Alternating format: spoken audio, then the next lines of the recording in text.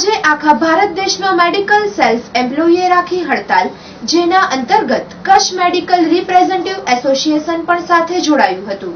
આજે આખા દેશમાં તમામ મેડિકલ સેલ્ફ એમ્પ્લોયીએ સ્ટ્રાઇક રાખેલ હતી, જેના અંતર્ગત આજના દિવસ પૂરતી કચ્છ મેડિકલ રિપ્રેઝેન્ટેટિવ એસોસિએશને પણ સ્ટ્રાઇક રાખેલી હતી। આ હડતાલમાં ઓછામાં ઓછા 250ની આસપાસ એમ્પ્લોયી જોડાયા હતા।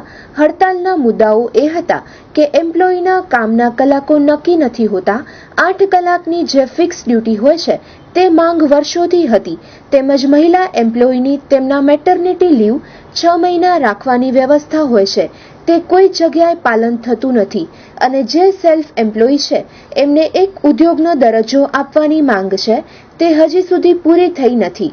એસપી એક્ટમાં ધંધાત્મક કાર્યવાહીની પણ માંગ હતી, તેમજ સેલ્ફ પ્રમોશન એમ્પ્લોયી એક્ટ સહિતના બધા જ કાયદાનું સાપ્તાહિક પૂર્વક પાલન કરવા માટે સરકારને ગુજારિશ કરેલી હતી।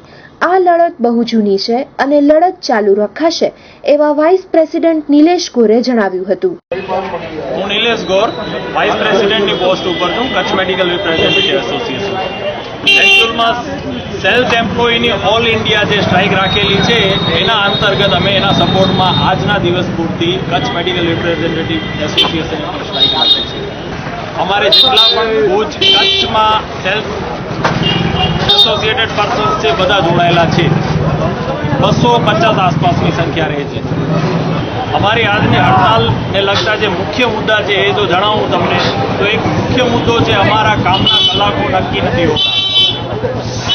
અમારે 8 કલાકની ફિક્સ ડ્યુટીની માંગ છે જે વર્ષોથી છે, એ મુખ્ય મુદ્દો છે। આના સિવાય જે મહિલા એમ્પ્લોયી છે એમને મેટર્નિટી લીવની 6 મહિનાની વ્યવસ્થા રાખવાની હોય છે, જે ઘણી જગ્યાએ પાલન થતું નથી અને અમારા સેલ્ફ એમ્પ્લોયી જે છે એને એક ઉદ્યોગનો દરજ્જો આપવાની અમારી ઘણા સમયથી માંગ છે, એ પણ હજી પૂરી થયેલી નથી અને એના સિવાય એસપી એક્ટમાં દંડાત્મક કાર્યવાહીની પણ અમારી ઘણા સમયથી માંગ છે।